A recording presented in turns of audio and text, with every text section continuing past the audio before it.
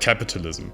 No matter whether your overall opinion of it is positive or negative, you have to admit that, like any other economical system, capitalism has its up and downsides. Many, especially young people nowadays, have a rather critical view of capitalism, myself included. For me personally, I would go even further and say it scares the shit out of me. I'm terrified of what our obsession with endless economical growth does to our bodies, minds, and planet.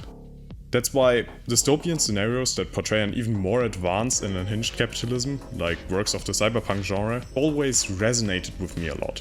Cyberpunk expands on the negative trends we're experiencing today under late capitalism. It portrays cities that are even more crowded and hostile, nature that is even more perverted and destroyed, and it shows an even bolder commodification of every aspect of life. This video isn't about cyberpunk though, because I want to talk about something even more terrifying than advanced capitalism.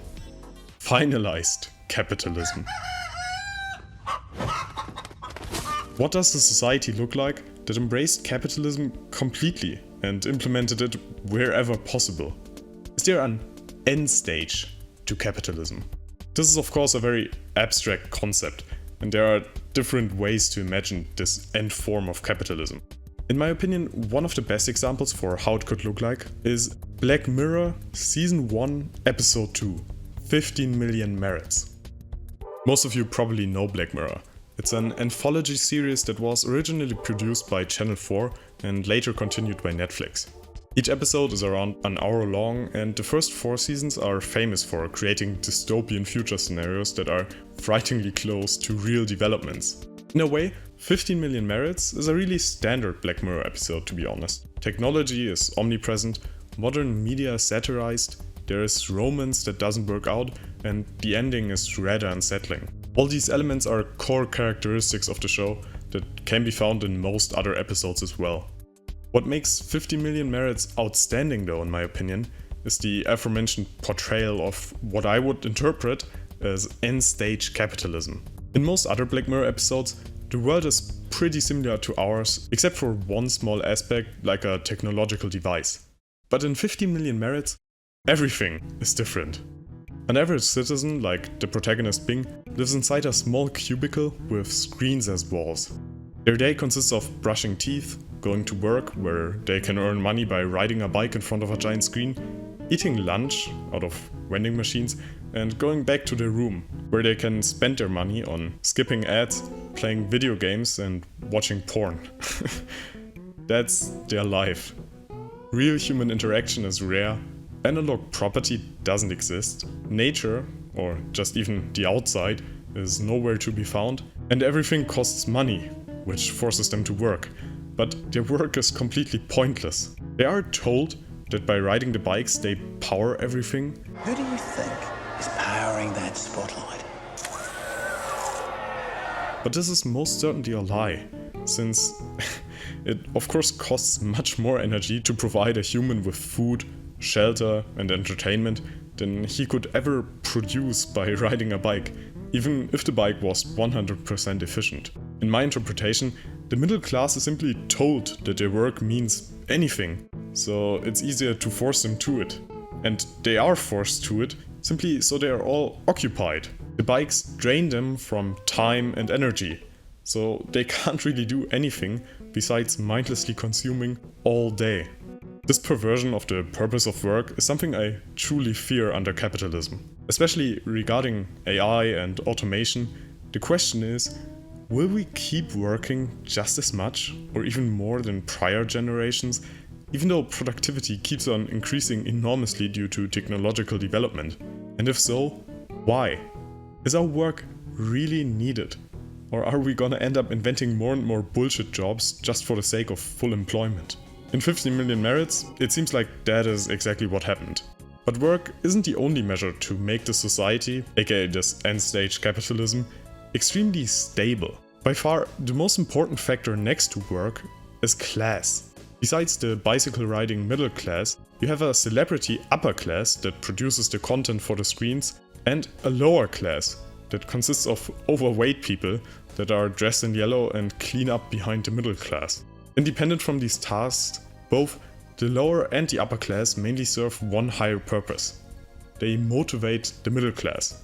On one hand, the bike riders are encouraged to look down on the overweight people through TV shows and video games. On the other hand, the media also idealizes life in the upper class, which you can become a part of if you win an America's Got Talent-like show called Hot Shots. So the dream of upwards mobility, as well as the fear of downwards mobility, are both constantly facilitated to give the people a goal to work towards to, as well as a reason not to stop working. That's brilliant. And there are different characters in the episode that show us how well the system works. For example, we have this guy, who is a complete asshole towards the yellow shirts, and also in general. Yeah, I'd love to fucking ruin that and all. And now notice how he isn't even in that great of a shape either. That, at least in my interpretation, is a metaphor for how many poor people in modern society are hateful towards those who are even poorer, like homeless people or refugees, for example. Here in America, we only have Americans. We don't need to be a country dominated by foreign illegal immigrants. Where are you from, man? Brazil. Then there's also the room full of people who spend a fortune in order to participate in Hot Shots. This woman in particular is incredibly desperate to have a shot at becoming famous and upper class. It's not fair! It's not fair! It's a dream that is so instilled into her and the others, it seems to have become an obsession. Again, of course you can find a lot of parallels to our society, in which people commit crimes just to be a minor internet celebrity for 2 days. Fame and money are generally presented as these ultimate achievements, in our world as well as in theirs. What I love about 50 Million Merits though, is that similar to how work was perverted into something meaningless, fame and money have completely lost their meaning as well in this ultra-capitalist scenario. To understand that, let's briefly talk about the plot. Bing, the protagonist, is a guy who doesn't really engage in media much. Therefore, he avoids most of the propaganda and simply lives his life riding his bike. Because what else would he do? It's not like the system offers any alternatives, so he's stuck in this mundane loop. Until a new girl appears at work. Bing hears her singing in the bathroom. After which he seeks her attention. She is his escape from meaninglessness. Her singing and the penguins she falls out of trash have something that can't be found anywhere else in this world. Soul. That's the reason why Bing spends his entire life savings to give her a ticket for Hot Shots. This stuff is confetti.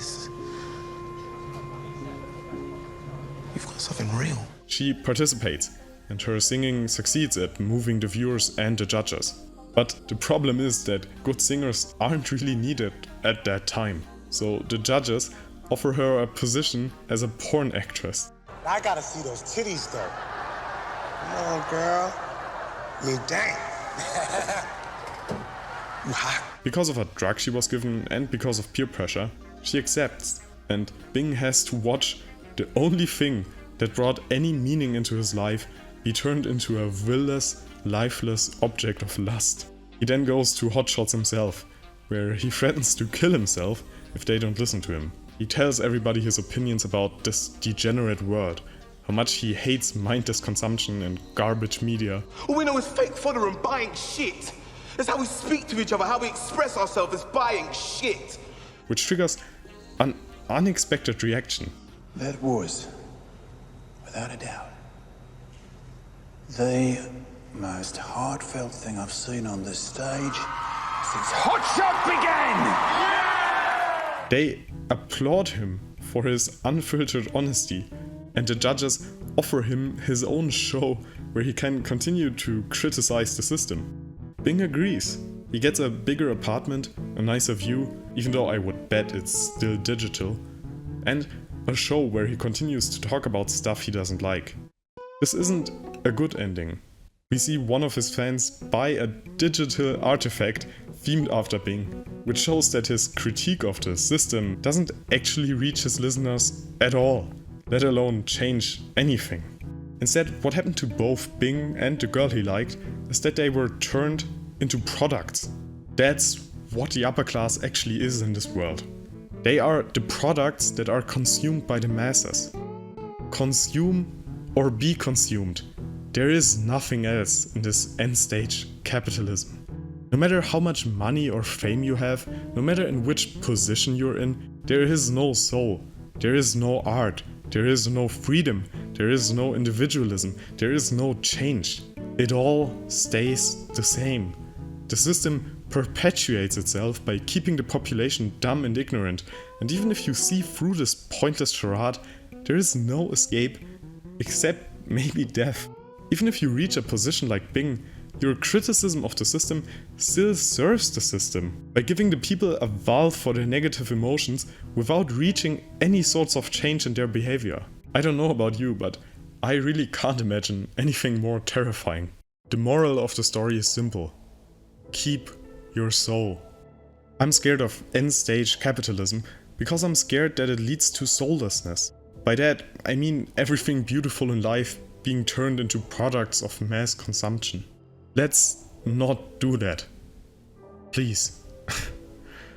I hope you enjoyed this video. If you want to, you can share your unfiltered opinions on capitalism, what finalized capitalism could look like, and how you interpreted 15 Million Merits in the comments. Thanks for watching and have a nice day.